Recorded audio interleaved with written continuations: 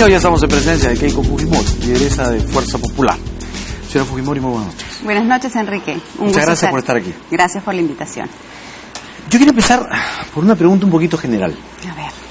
¿Por qué es tan difícil para Fuerza Popular, teniendo tanto poder, el trabajar de la mano con los gobiernos de turno? No quiero quedarme en el de Pedro Pablo Kuczynski, que eso ya es historia pasada. Es un antecedente, pero historia. Pero sí quiero quedarme en... Ustedes no tenían ningún problema con Martín Vizcarra. Ustedes apoyaron a Martín Vizcarra. Ustedes pusieron a Martín Vizcarra y usted salió en un mensaje a decir que él era la mejor opción. Entonces, ¿por qué ahora lo critican y se pelean con él? Aunque la bancada de Fuerza Popular detente poder, es importante señalar que el poder real lo tiene el gobierno. La percepción de la población es que usted es la más poderosa del Perú. Es una percepción equivocada, porque yo creo que quienes administran los recursos del Estado y el presupuesto nacional son las personas que toman las decisiones y rigen los destinos de nuestro país. Ellos son las personas que tienen poder.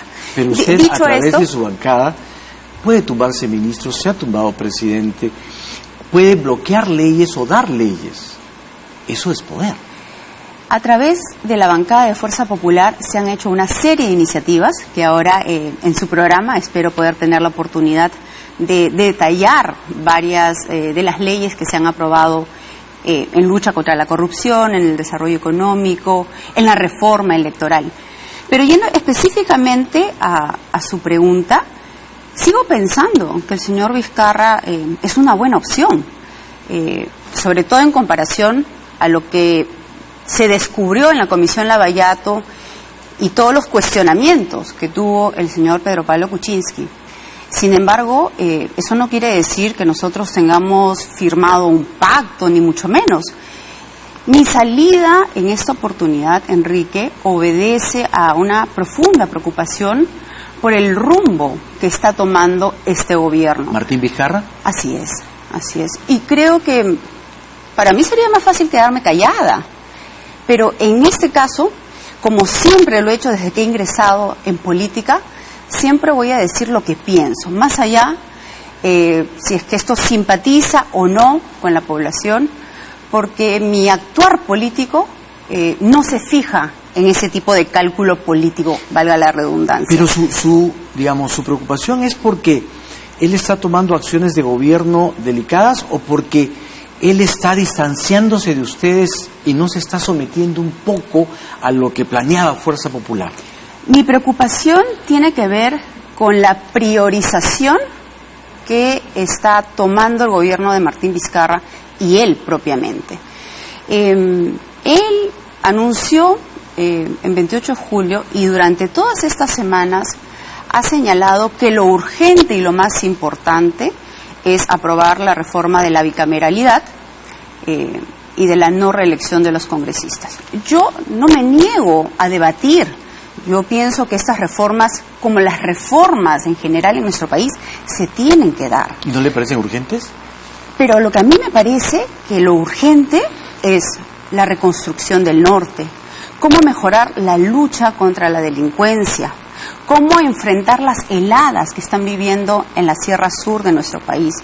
Lo urgente es cómo poder generar un mayor crecimiento económico, cómo luchar contra la violencia contra la mujer, cómo dar mejor calidad de educación o servicios de salud. Para mí eso es lo urgente. Pero no es Sin embargo, no es incompatible porque el Congreso puede discutir las reformas y el presidente hacer su trabajo ejecutivo.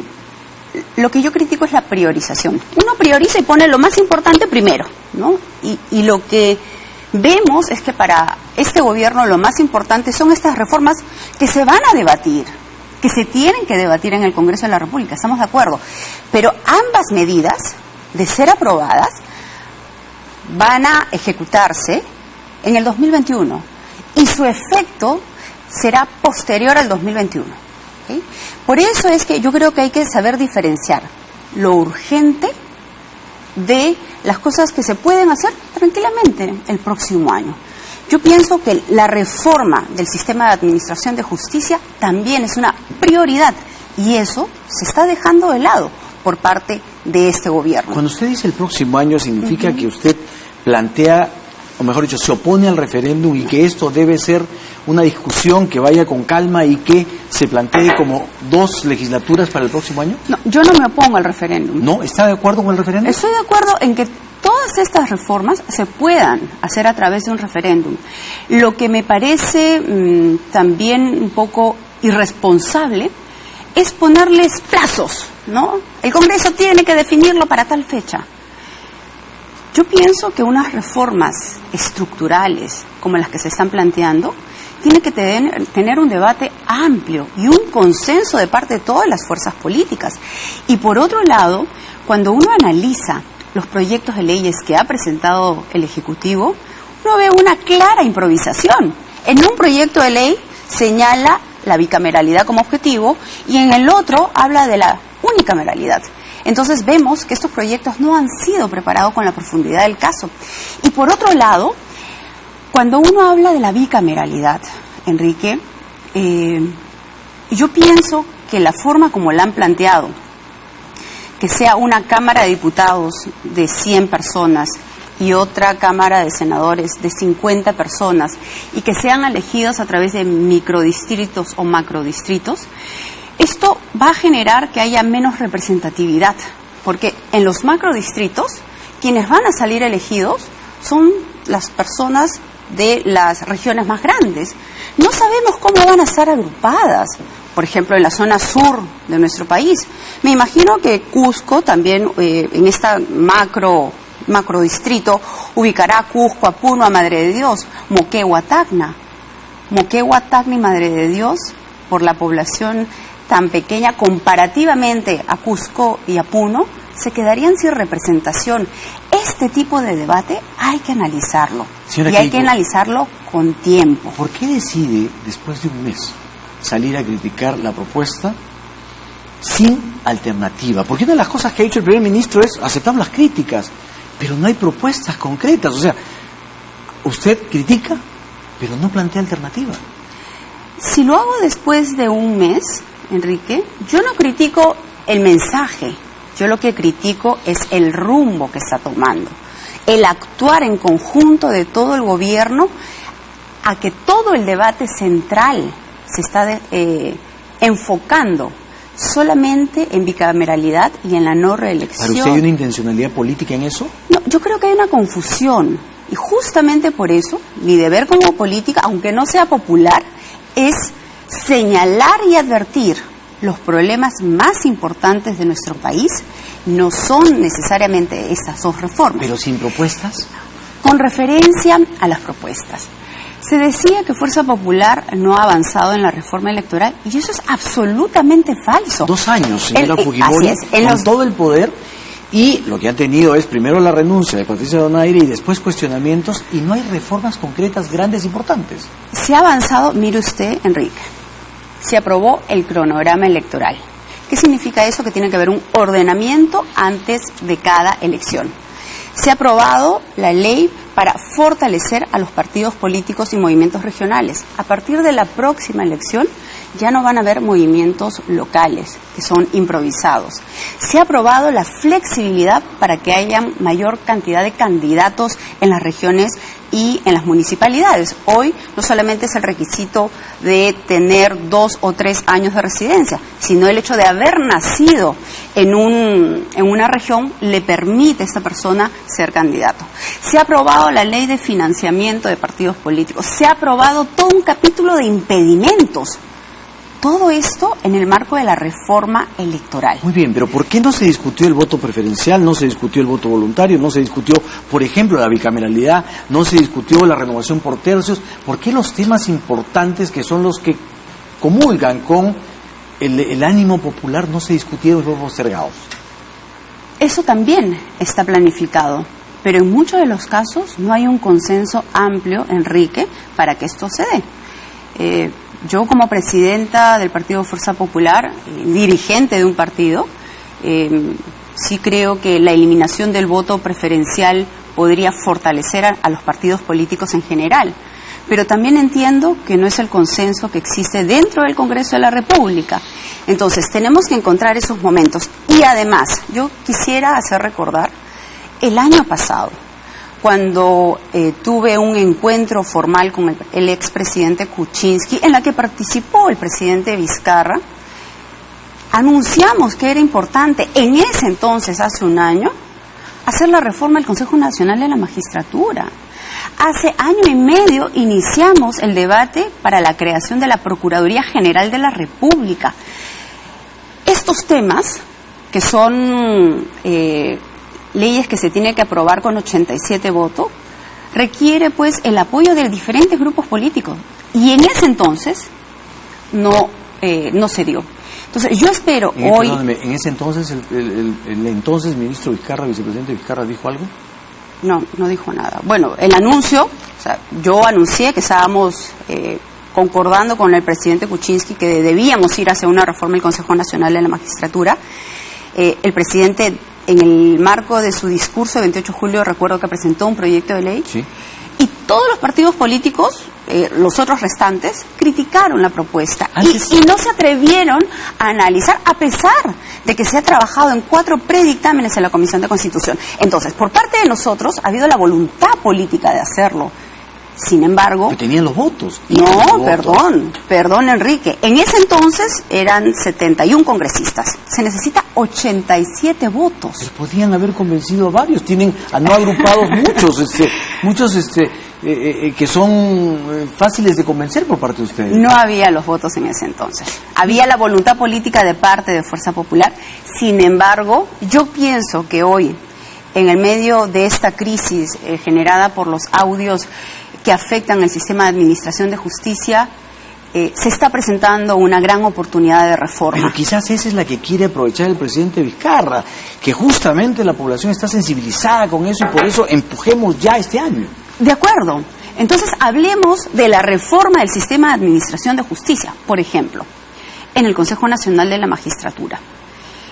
¿Qué ideas podrían utilizarse para este nuevo dictamen?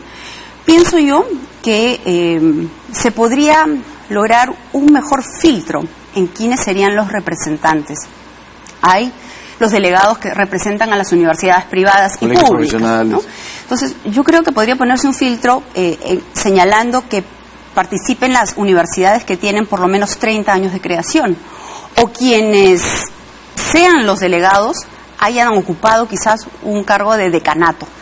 Ese tipo de ideas son los debates que nosotros quisiéramos tener, ese tipo de conversaciones, porque el debate del sistema de administración de justicia va a ser fundamental. Yo estoy diciendo que nos vamos a oponer a la bicameralidad. No lo estoy diciendo. Yo pienso que no es lo urgente en este momento. ¿A propósito, se opone a la bicameralidad? No me opongo a la bicameralidad. Pienso que la unicameralidad tiene mayores beneficios y ha permitido que nuestro país avance mucho más rápido en la toma de decisiones. Hoy en promedio, y lo leí hace algunos días atrás en un diario, un proyecto de ley presentado por el Ejecutivo demora más o menos 37 días en aprobarse. Con la bicameralidad tomará mucho más tiempo. Entonces, ¿usted no está de acuerdo con la bicameralidad? No, yo estoy de acuerdo en que el espacio de diputados y de senadores genera 2 espacios de diferente tipo de debate. ¿Eso no es bueno, no es saludable? Es bueno. Por eso, la bicameralidad y la unicameralidad, ambos tienen sus beneficios, también sus críticas al respecto. Pero la unicameralidad, respetando los espacios de reflexión, como se le llama, porque la presentación de un proyecto de ley se presenta en bancada, se analiza en bancada, luego se publica en el portal, luego se analiza en comisión, luego va al Consejo Directivo, luego al Pleno a la primera votación y luego a la segunda votación. Todos esos espacios... ¿Para usted es suficiente? Permiten la crítica, permite que los afectados o los interesados transmitan sus opiniones, y durante todos estos años se han ido aprobando una serie de iniciativas muy positivas para nuestro país.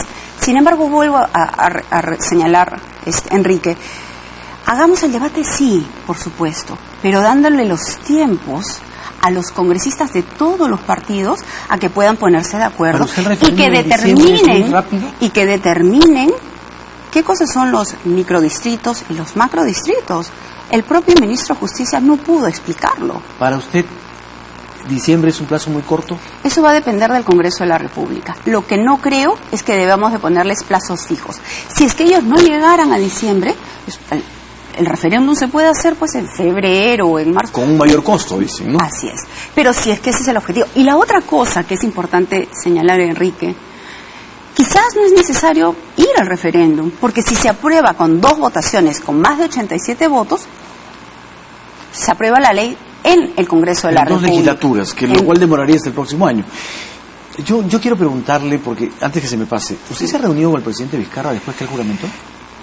Mire, cuando estuve en el programa de Beto Ortiz una semana antes de la vacancia, me hizo esa pregunta y yo señalé claramente que la única vez que había visto al presidente, ahora Vizcarra, en ese entonces vicepresidente, fue en la reunión de Palacio. Pero después que él juramentó, ¿se reunieron? Sí. ¿Sí? Sí. ¿Dónde? Sé que hubo una publicación de un periodista. Que se reunieron en la casa de un amigo del presidente en San Isidro. ¿Es verdad? Sí, es verdad. ¿Y qué trataron ahí? Hemos tenido 2 reuniones. ¿Después de que juramentó? Sí. ¿Secretas? 2 reuniones, a mí me hubiese gustado que sean públicas, porque no tiene nada de malo. ¿Él le pidió que sean secretas? Entendí que él prefería mantener, digamos, cierta privacidad. ¿La primera fue en la casa de San Isidro? En un departamento en San Isidro. ¿La segunda? En una casa en Miraflores. La primera fue en Los Robles, en San Isidro, la segunda la dirección exacta no la recuerdo. Es muy cerca de la casa del presidente Vizcarra. Sí. ¿Qué trataron en esas reuniones?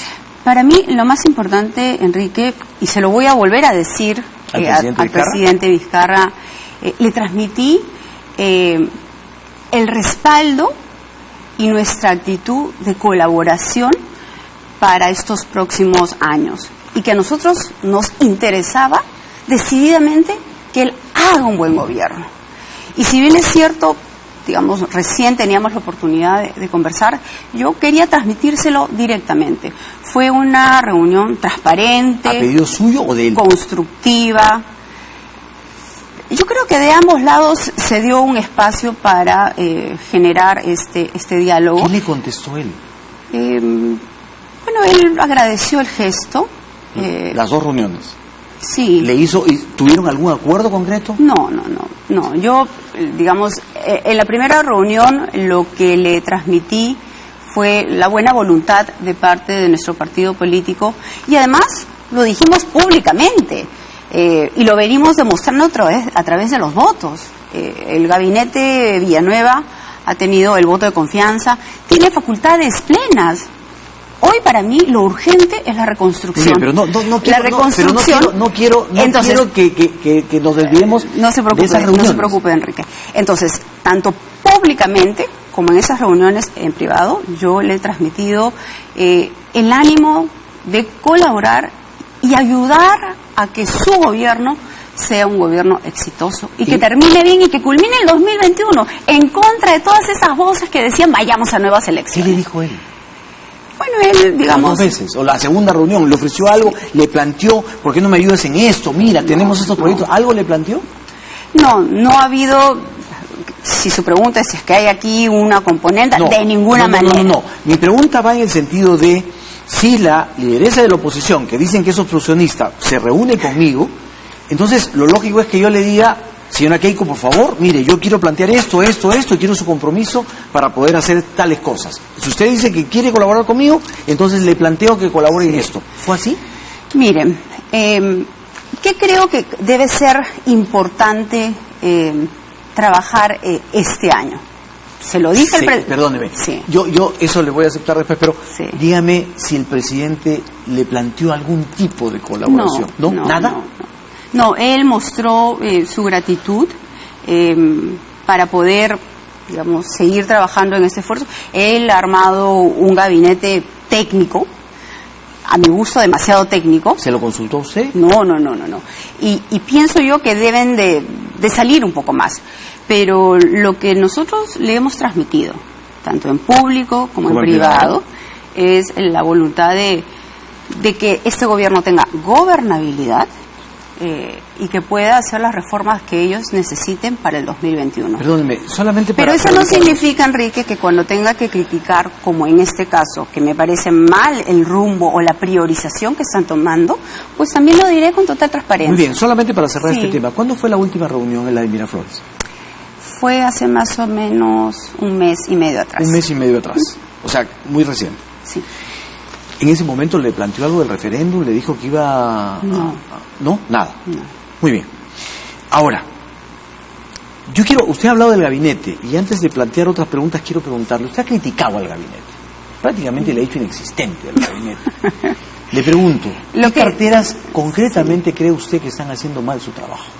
No, yo no criticaría propiamente carteras específicas, sino primero la actitud de ellos. Pienso que deben salir mucho más, viajar, ser más proactivos en viajan mucho, en comunicarle a la población lo que se está haciendo, pero sí he criticado la intoxicación que ha ocurrido en los niños en Chincha con alimentos del MIDIS, y eso es muy grave, eso es muy lamentable. ¿Qué creo que es importante, Enrique, para este año? Sobre todo con miras a generar una mejor atmósfera que genere crecimiento económico. Para nosotros en Fuerza Popular será importante debatir la ley de promoción agraria, que ha permitido generar empleo en el campo y una mayor formalización. ¿Se debe ampliar? Se debe ampliar, pero dándole mayores beneficios a los trabajadores. Y así se ha aprobado el dictamen en la Comisión Agraria. Esperamos que Federico Pariona, presidente de esta comisión, pueda sacar adelante este debate importante. El segundo tema fundamental es la ley de hidrocarburos. Juan Carlos del Águila ha sido jefe de un grupo de trabajo. Esta ley viene del Poder Ejecutivo y lo que se ha hecho es mejorarla y consensuarla además en las regiones donde tienen proyectos de hidrocarburos y la han debatido con bastante amplitud en todas estas regiones. Un tercer tema que me parece importante son los proyectos de inversión. Yo saludo que haya sacado adelante Quellaveco. Creo que es importante que Chavimochic-Trex salga adelante, que Majes-Iguas 2 también salga adelante, pero tenemos proyectos truncos como la carretera central, que va a permitir el crecimiento de todo el centro de nuestro país, o el aeropuerto de Lima. Toda la gente provinciana de nuestro país llega a un aeropuerto que está absolutamente colapsado. Esos son los temas que también debemos incluir en nuestra agenda política. Muy bien. Ahora, yo quiero volver a esto de por qué sale usted después de un mes. Y para muchos, lo que ha sido es una reacción a la estrepitosa caída en su aprobación. ¿Es usted consciente de eso? De que su aprobación se ha desplomado. Pero además hay quienes dicen que usted lo que tiene es mucho temor por todos los temas judiciales que la amenazan, las denuncias que existen, y por toda esta situación que le hacen que usted tenga más miedo a la cárcel que a la posibilidad de una campaña electoral. Mi salida, como le dije Enrique, obedece a señalar que ese gobierno está tomando un rumbo equivocado. Y si me preocuparan las encuestas, yo saldría a felicitar las medidas populistas o populares que ha lanzado el presidente. Pero es casualidad, usted sale justo cuando su aprobación se desplomó. Y la posición que tengo es una posición que no es popular. ¿Que es consciente que la va a desplomar más? Soy absolutamente consciente, Enrique, que para mí lo importante es señalar mis ideas, mis convicciones, sin cálculos aunque no políticos. Sintonice con la población. Para mí lo importante es señalar cuál es el rumbo que tiene que tomar nuestro país.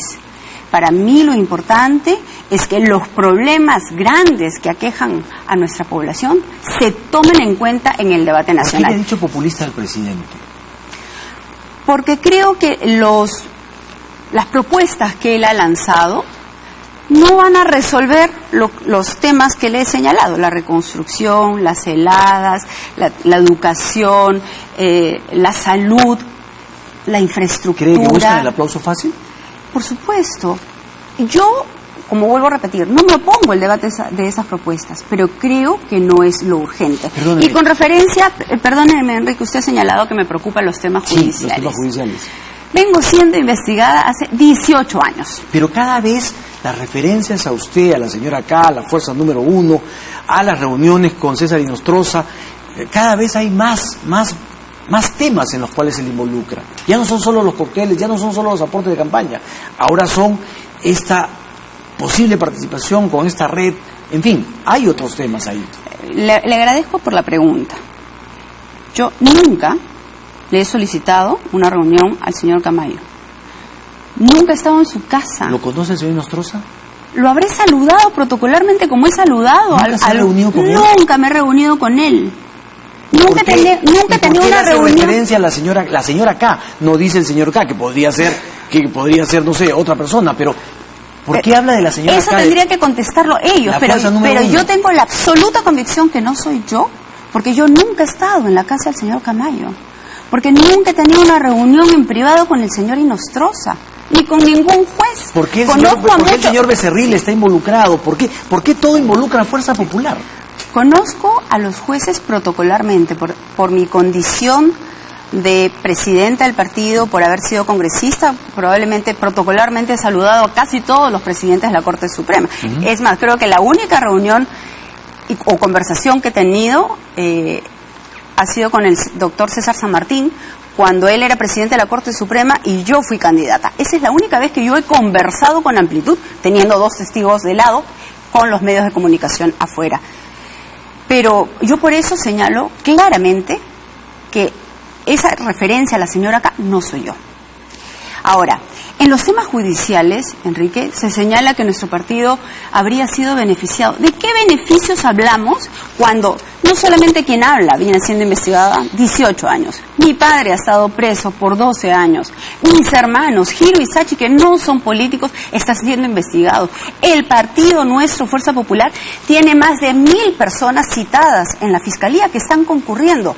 Yo me pregunto, el señor Toledo, que se le ha comprobado 20 millones de dólares en sus cuentas, ¿qué le ha pasado a él? Nada. Está bien, gracias, en Estados Unidos. O su socio, el señor Kuczynski, que se demostró con cuentas bancarias que también fue cómplice de corrupción y recibió dinero de Odebrecht. ¿Qué le ha pasado a él y a sus partidos políticos? Nada. Por eso es que yo señalo que la justicia es selectiva y no actúa con amplitud con todos los demás partidos. ¿Por qué habrían tantas personas interesadas en involucrar? La gente que incluso dice, yo no aporté y ahí aparezco como aportante. ¿Por qué amenazan al presidente del Congreso diciendo el tema de eso? ¿Por qué está el tema de los cócteles? ¿Por qué el señor Becerril está involucrado en los temas del Consejo de la Magistratura? En fin, ¿por qué todo engloba, mejor dicho, por qué todo apunta a usted y a Fuerza Popular? O sea, ¿hay tanta gente interesada en dar testimonios para simplemente dañarla? Perdón, en el tema de los aportantes que usted señala, es una sola persona. Pero quiero decirle que, culminada la campaña del 2011, nosotros tuvimos el informe de parte de la OMPE que señalaba que no había ninguna observación pendiente. Pero en el año 2012 y 2013, la OMPE envió cartas a todos los aportantes para preguntarles si tenían alguna observación o si es que el aporte que había señalado el partido político era real o no era. Nunca hubo una sola persona, Enrique, que señalara lo contrario. Con referencia a esa sola persona que usted señala, el señor Pulache, él tiene un abogado que ha sido candidato al Congreso 2 veces, la última vez por el señor Olivera. Entonces, si no dijo anteriormente, no hubo ninguna queja de parte de él, ahora que tengo un abogado que es político, a mí la verdad que me genera muchísimas sospechas. Bueno, pero luego han señalado, por ejemplo, que había doble contabilidad y cuando han ido a allanar nuestros locales, han visto claramente que no es que haya doble contabilidad. Lo que hay son paquetes de hojas que se van uniendo a los libros contables de nuestro partido. Yo pregunto, ¿a Perú Posible o al partido del señor Kuczynski, ¿los han allanado? No. ¿A cuántos aportantes han citado? Creo que no llegan a 10. ¿Usted está de acuerdo? Eso es lo que nosotros nos genera una preocupación de que no se investigue a esos partidos donde sus líderes se les ha demostrado que han recibido coimas. Eso es lo que nosotros esperamos, que con este nuevo fiscal de la Nación se tomen cartas en el asunto. Justo quería preguntarle por el fiscal de la Nación. Sí. ¿Usted apuesta por la continuidad de Pedro Chávarri? ¿Usted cree que debe continuar en la Fiscalía? Yo creo que las medidas que ha tomado el señor Chávarri son bastante positivas. Por ejemplo, ha logrado... Pero mi pregunta es si usted cree que él debe continuar al frente de la Fiscalía. Yo pienso que sí. ¿Por qué? Porque las medidas que él está tomando son positivas para nuestro país. ¿Y no toma usted en cuenta todos los cuestionamientos, las cosas que ha dicho, que se ha desdicho, de lo que lo acusan, que van saliendo todos los días? ¿Eso no es un problema para un fiscal de la Nación? Es lamentable que él no haya señalado claramente que tuvo una reunión con periodistas, ¿no? Una reunión que no tiene nada de malo que lo haga. El fiscal Pablo Sánchez también lo tuvo. Pero no con una factura de 17.000 tiene que ver con soles. otros temas más. No, la crítica hacia él es por no haber declarado y señalado que tuvo esta reunión. Hace poco por haber sido abogado de una persona seriamente cuestionada. Sí, bueno, la misma crítica se le podría hacer al presidente Vizcarra, que negó una reunión que tuvo conmigo, ¿no? Pero creo que las mentiras hay que también entenderlas en sus propios contextos. Hay atenuantes, ¿no? Y hay agravantes. Cuando se trata del señor Kuczynski, que negó sus aportes en Westfield y en First Capital, él estaba negando un delito, ¿no? Pero en este caso el señor Vizcarra o el señor Chávarri han negado reuniones. Yo pienso que sí, es lamentable que los hayan negado, pero eso no significa que ellos tengan que renunciar al cargo, de ninguna manera. En el caso del señor Chávarri, permítame, Enrique, yo saludo que él haya empoderado al grupo que va a investigar Lavallato. Tengo que hacer un corte, pero permítame, hay una pregunta. Porque hay quienes sostienen que Pedro Chávarri es una garantía para usted en la Fiscalía.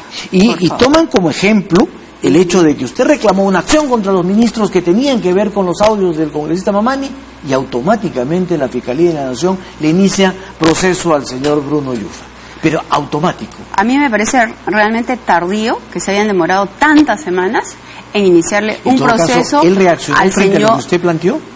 Yo pienso que han acumulado mucha información y han ido preparando una denuncia y una acusación contra el señor. En el caso del señor Bruno Yufra, no es que le haya sido mencionado, él habla directamente, ¿no? Acordémonos, él es ministro del cómo es la nuez. ¿Usted hay otros ministros también que deberían estar?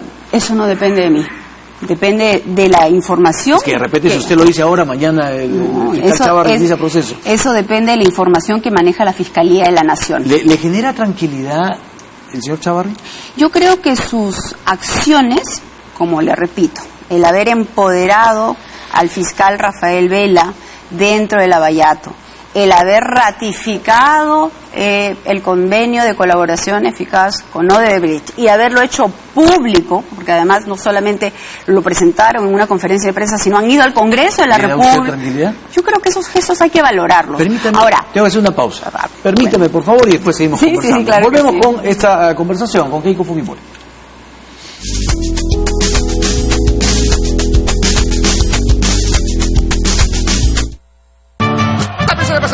Se la lleva Oreja. ¡Qué gran jugada! ¡Falta! ¡No!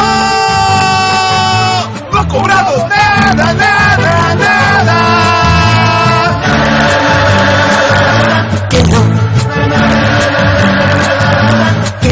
¡Ese árbitro no cobra nada! Como tu cuenta Free. Sin comisiones, sin mantenimiento y sin límites en todo el Perú. ¿Y retiros en el extranjero? No te cobran nada en más de 44.000 cajeros. ¿Escucharon?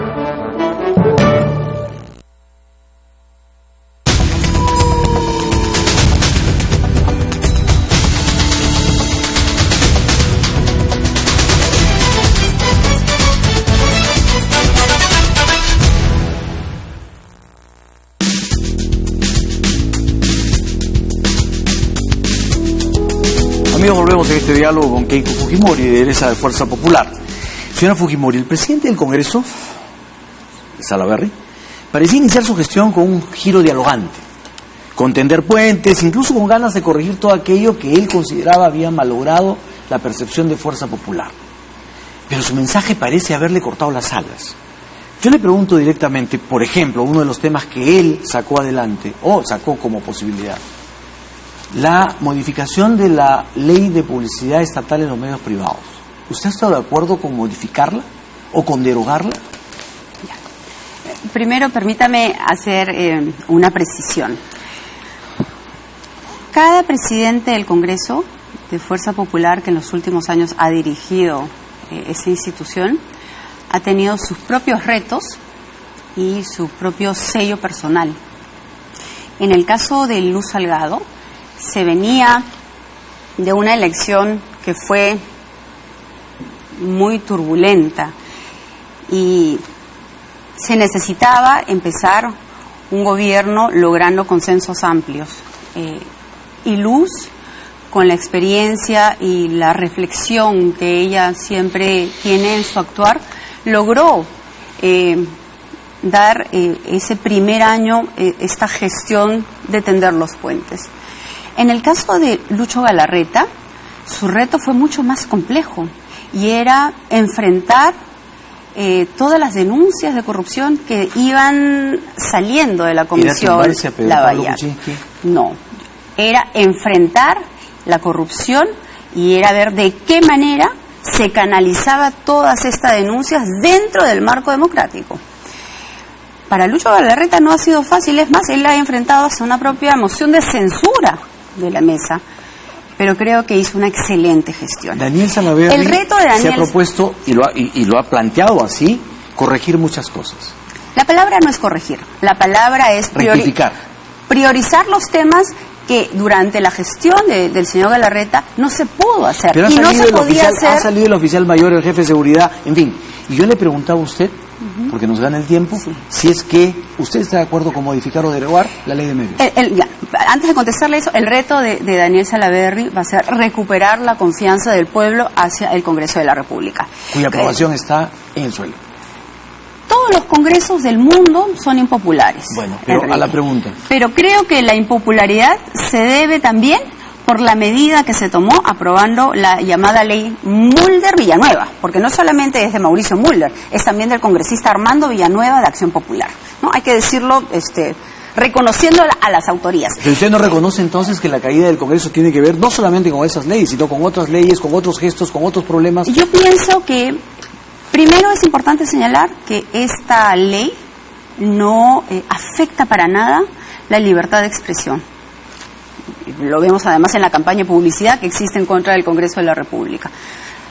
Para los congresistas, los 70 congresistas que apoyaron la insistencia de esta norma, era indignante ver cómo se despilfarraba 1 millón de soles diarios en propaganda para que el gobierno de turno se haga autobombo. Lo que se señaló eso se podía regular sin necesidad de prohibir. Eso se ha regulado. Pero mire usted que los ministerios y hasta las cajas municipales se quejan que ahora están atadas de mano. Se ha regulado al punto que hay un capítulo de excepciones en la que en desastres naturales, en temas educativos y electorales, se puede, con un decreto supremo, el gobierno puede entonces, hacer... ¿no hay que modificarla? Yo preferiría prudentemente esperar, Enrique, a la sentencia que va a emitir el Tribunal Constitucional, que me imagino va a ser... ¿Usted la va a aceptar? En los próximos... Cualquiera que sea. Somos absolutamente respetuosos e institucionales de las sentencias que emiten los otros organismos de nuestro país. Bueno, usted, en fin, habló de populismo. Y más adelante, si usted me invita, volveremos ya con la decisión del TC, podríamos conversar. Encantado, queda usted comprometida, queda usted comprometida claro públicamente. Sí. Usted habló de populismo. Sí. Sin embargo, el Congreso ha dado leyes absolutamente populistas. La CTS de los trabajadores de salud. El tema de las cooperativas, por ejemplo, ¿no es cierto? Lo de salud es populismo, señora Keiko Fujimori, y lo han dado. Y critican a otros por populismo. El tema de las CTS de salud no es populismo. Es una ley que lo que busca es garantizar y respetar los derechos de los trabajadores de salud. A pesar de que eso genera graves problemas económicos de salud. En el caso de ellos, ¿sabe usted? Que son los trabajadores a los que no se respetan sus derechos. no se les respetaba el cálculo de la CTS como el resto de trabajadores en el sector público. Entonces, lo que se ha dicho es, señores de salud, ustedes de manera progresiva, y si es que con el presupuesto así lo disponga, vaya usted adaptando y respetando este derecho laboral que ellos tienen como lo tienen los otros trabajadores. Pero además, ¿sabe qué es importante señalar, Enrique? Que el deudor más grande de salud es el propio Estado. La deuda de salud llega a casi 2.500 millones de soles. Entonces, yo creo que si el propio Estado pagara su deuda, tranquilamente podrían cumplir con estos derechos laborales que tienen los trabajadores de salud. Pero la realidad es otra, entonces ¿por qué cargarle más? ¿Por qué complicar la vida de todos los demás asegurados? No, perdón, lo que hemos dicho es de manera progresiva y cuando el presupuesto lo disponga. Pero estamos señalando ahí un derecho laboral que no ha sido reconocido durante todo ese tiempo. Y con referencia a las cooperativas, Enrique, yo aquí saludo el trabajo que Miki Torres y Úrsula Letona hicieron. La supervisión de las cooperativas, nosotros estamos de acuerdo, pero no que sea una supervisión directa de la SBS. Nosotros lo que señalamos era que tiene que ser un organismo autónomo. ¿Por qué? Porque la SBS trabaja con bancos. La SBS no sabe cómo es la dinámica, la esencia, el espíritu de las cooperativas. Hay además una intencionalidad, podría haber una intencionalidad, ¿okay?, de afectar a las cooperativas. En ese sentido es que se buscó que el organismo supervisor sea nombrado por concurso y no designado por parte de la SBS. Tengo 2 minutos y 3 preguntas concretas, muy concretas, para respuestas muy concretas. ¿Qué es lo que le molesta de que el presidente tenga un asesor extranjero? ¿Le molesta a usted que sea extranjero o le molesta a usted que le dé ideas que los ponen en problemas a ustedes? No, la crítica en todo caso sería, un asesor extranjero en una campaña tiene total libertad de participar. Muchos asesores han venido. Pero cuando se trata de temas de Estado, de temas de información de todos los peruanos o de temas de inversiones secretos, militares, yo pienso que hay Su padre un tuvo extranjero. muchos asesores, mitad peruanos, mitad japoneses. Y nunca se reclamó nada. No, hoy no voy a hacer la lista. Pero usted misma está casada con un extranjero. Y calculo que conversa con él las cuestiones que tienen que ver con su marcha política. En mi caso, mi esposo, que tiene nacionalidad peruana, no se mete en política. ¿Es un problema este asesor extranjero? ¿Es un problema? Yo pienso que lo está mal aconsejando al presidente. El presidente tiene que porque enfocarse... aconseja cosas que les generan problemas a ustedes. No, a nosotros no nos genera problemas, ¿No? Enrique. ¿El referéndum? No, lo que nosotros creemos que es importante es priorizar los temas que le he señalado que deben ser vistos en la agenda nacional. Entonces, la presencia de un extranjero que no conoce la realidad de nuestro país, lo que hace es tergiversar la visión que pueda tener el presidente. Eso es lo que nos preocupa. Usted le dijo a Maritza García, a la congresista Maritza García, que le ofrecía archivar su proceso si era más política. Eso es absolutamente falso. ¿Y de dónde lo inventaría ella? Bueno, no le estoy señalando que estoy siendo investigada de 18 años, tengo 4 investigaciones, mis hermanos están siendo investigados, mi padre ha estado preso. Hay 1000 personas del partido que están siendo la fiscalía. ¿Cree usted que yo le diría algo así? No. ¿No hay forma? No hay forma. Porque ella lo ha planteado así a todo el país. Y le vuelvo a decir algo, Enrique. Son 18 años que vengo dando la cara y lo voy a seguir haciendo. Nuestro actuar en Fuerza Popular siempre ha sido muy transparente y así lo señalan los informes de la OMPE, no como en los otros partidos políticos. Señora Keiko Fujimori, se me han quedado muchas preguntas, pero tengo el compromiso de que apenas salga un fallo del Tribunal Constitucional, ese domingo usted viene y la recibiremos acá para seguir conversando. Vamos a tener otras oportunidades. Muchas gracias por esta presencia. Muy amable. Usted, gracias. Amigos, esta entrevista con Keiko Fujimori, si usted no alcanzó a verla completa, la puede ver a las 11 de la noche conjuntamente con la entrevista al embajador Alan Wagner. En vivo, nosotros nos volvemos a ver el próximo domingo a las 7 de la noche, siempre aquí, en Canal E. Buenas noches.